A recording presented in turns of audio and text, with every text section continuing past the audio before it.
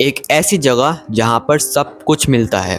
Drugs, weapons, fake IDs, hacking tools and even आप एक real person के real organ को भी खरीद सकते हो। भाई तुम सोच कर देखो ये कितना ज़्यादा क्रीपी है। ये 2011 की बात है जब लोग सरफेस वेब पर थे, लेकिन सरफेस वेब के पीछे डार्क वेब पर एक ऐसी चीज़ खुलने जा रही थी जिस पर से लोग कुछ भी बाय कर सकते थे, एंड वो है सिल्क रोड।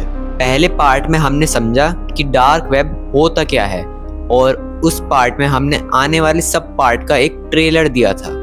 अगर वो पार्ट नहीं देखा तो इस वीडियो को पूरा देखने के बाद वो पार्ट देख लेना।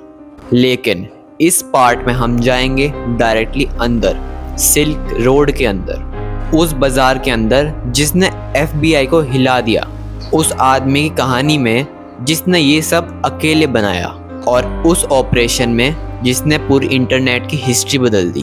तो जो ये वीडियो देख सकता है वही देखे, क्योंकि इस वीडियो में बहुत ज़्यादा क्रीपी बातें होंगी। आपने पढ़ा होगा कि पुराने टाइम में एक सिल्क रोड होती थी जिससे पूरे यूरोप एंड एशिया में ट्रेड होता था, एंड उस सिल्क रोड की एक खास बात थी कि उसमें फ्रीडम थी ट्रेड करने की। फिर 2011 में यही सेम कॉन्सेप्ट डार्क वेब पर आता है, सिल्क रोड, जिसमें लिटरली कुछ भी खरीदने और बेचने की फ्रीडम थी। कोई रूल्स नहीं, full freedom to buy and sell. Silk road Amazon.com या Flipkart.com जैसी ही वेबसाइट्स हैं, but Amazon.com and Flipkart.com surface web पर है, लेकिन सिल्क रोड डार्क वेब पर थी। आप सिल्क रोड में प्रोडक्ट्स को रेटिंग भी कर सकते हो विद फास्ट डिलीवरी। सेलर्स को रेटिंग्स एंड रिव्यूज होते हैं बिल्कुल Amazon एंड Flipkart की तरह। सब कुछ सेम, लेकिन अंदर प्रोडक्ट अलग। 2011 से 2013 तक सिल्क रोड में लिटरली 10,000 करोड़ के बिटकॉइन ट्रांजिशंस हुए। ये इतना बड़ा नंबर है, लेकिन सिल्क रोड के पीछे कोई एक टीम नहीं, बल्कि एक अकेला बंदा था, रॉस अल्ब्रिच और ड्रेड पायरेट रॉबर्ट्स। इससे मिलो, ये है रॉस अल्ब्रिच। ये डार्क वेब की दुनिया का सबसे खतरनाक क्रिमिनल था। ये एस्टिमेटेड पता चला है कि 2011 से 2013 के 2 साल के टाइम पीरियड में रॉस अल्ब्रिच ने सिल्क रोड से 700 करोड़ का कमीशन कमाया है। रॉस अल्ब्रिच टेक्सास में पैदा हुआ, यूनिवर्सिटी ऑफ टेक्सास से फिजिक्स की डिग्री ली। वो चाहता था कि एक ऐसा प्लेटफॉर्म बनाना जहाँ पर फ्रीली ट्रेड हो बिना गवर्नमेंट के इंटरफेरेंस के। सो इसीलिए जनवरी 2011 में रॉस अल्ब्रिच ने सिल्क रोड को क्रिएट किया अपने लैपटॉप से, सिर्फ 26 साल की उम्र में, डार्क वेब पर टॉर के थ्रू, एंड अपना नाम रखा dread pirate Roberts.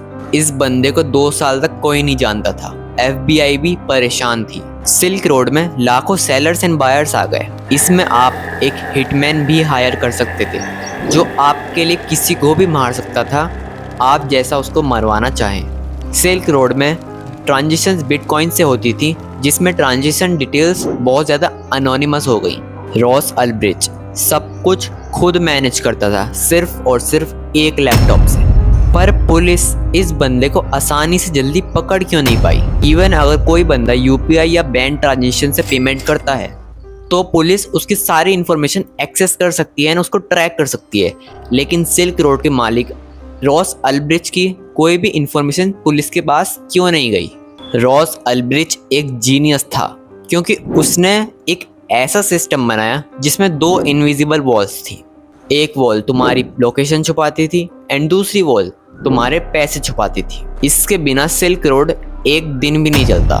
Tor the onion router, इसका नाम अनियन है क्योंकि ये प्याज की तरह लेयर्स में काम करता है। सरफेस ब्राउज़र में अगर तुम कोई वेबसाइट ओपन करोगे तो तुम्हारा IP address and device location उस वेबसाइट पर चली जाती है, बट टॉर ब्राउज़र आपकी IP को छुपा कर रखता है। ये आपके डाटा को सर्वर्स में बाउंस करता रहता है, जिससे कभी आपकी लोकेशन इंग्लैंड, USA और ऐसे ही चेंज करता रहता है, जिससे आपको ट्रैक करना नेक्स्ट टू इम्पॉसिबल बन जाता है। एन इंटरेस्टिंग फैक्ट, टॉर को US नेवी नहीं बनवाया था अपने एजेंट्स की कम्युनिकेशन सिक्योर करने के लिए, बट आज यहीं पर ऐसे ऐसे काम हो रहे हैं जिस पर सरकार का कोई कंट्रोल ही नहीं है। अब दूसरी वॉल है bitcoin. Bank transitions, UPI, credit card, इन सब ट्रांजेक्शन्स के थ्रू आपको ट्रैक किया जा सकता है, लेकिन बिटकॉइन कुछ अलग है। बिटकॉइन की कोई सेंट्रल अथॉरिटी नहीं है और ये ट्रांजिशन के थ्रू आपका कोई नाम भी शो नहीं करता, जस्ट रैंडम नंबर्स। कोई नहीं जानता ये एड्रेस किसका। सिल्क रोड पर किसी ने बिटकॉइन के थ्रू कुछ सामान खरीदा, लेकिन किसी को कुछ पता नहीं चला कि बायर कौन है एंड सेलर कौन है। एन इंटरेस्टिंग फैक्ट, 2011 में एक बिटकॉइन की वैल्यू 70 से 80 रुपीज़ थी एंड आज एक बिटकॉइन की वैल्यू 72 लाख रुपीज़ है। तो दोनों कंबाइन करो, टॉर इनविजिबल लोकेशन, कोई ट्रेस नहीं कर सकता, and bitcoin invisible payment. Buyer safe, seller safe and Ross Ulbricht भी सेफ। 2011 तक FBI के पास कोई टूल ही नहीं था जिससे वो रॉस को पकड़ सके, बट कहते हैं ना, अगर शतरंज में एक गलती हो जाती है तो उससे आप हार भी सकते हो, एंड रॉस ने भी एक ऐसी गलती कर दी। एक लाइब्रेरी में रॉस अल्ब्रिच के साथ क्या हुआ उसको जानने के लिए 2 साल पीछे चलते हैं। रॉस अल्ब्रिच सिल्क रोड के मालिक के बारे में FBI को कुछ भी नहीं पता था। रॉस सिल्क रोड पर इलीगल चीज़ें बेचने वाले लोगों को धमकी भी देता था कि अगर तुमने मेरे बारे में कुछ भी लीक किया तो मैं पुलिस को बता दूंगा कि तुम इस पर क्या क्या बेचते हो।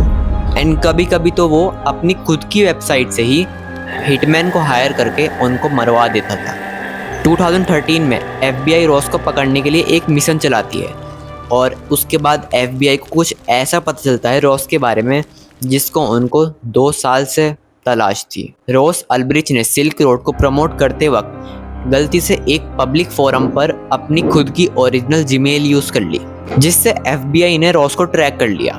जुलाई 26 हॉलैंड सिक्योरिटी एजेंट्स रॉस के घर गए उससे सवाल पूछने के लिए, लेकिन रॉस ने सवालों का जवाब देने से मना कर दिया।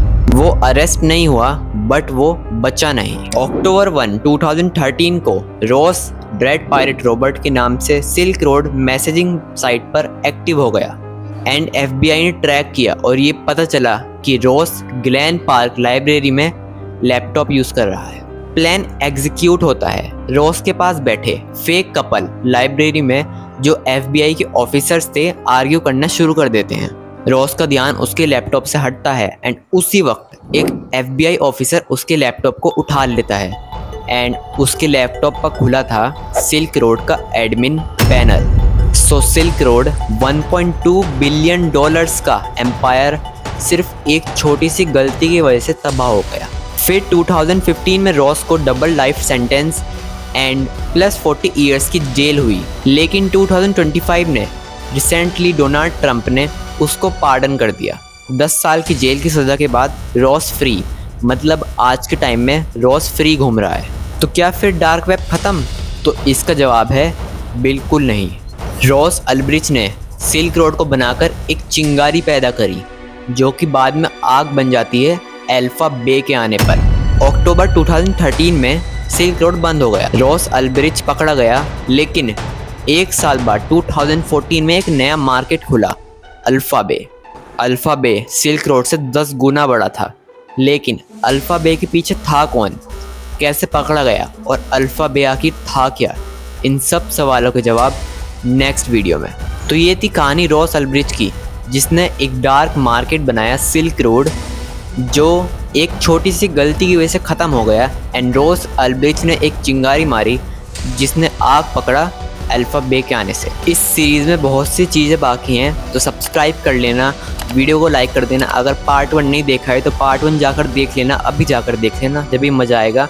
एंड पार्ट 3 के लिए लाइक सब्सक्राइब कर देना। मैं मिलता हूँ तुम्हें नेक्स्ट पार्ट में।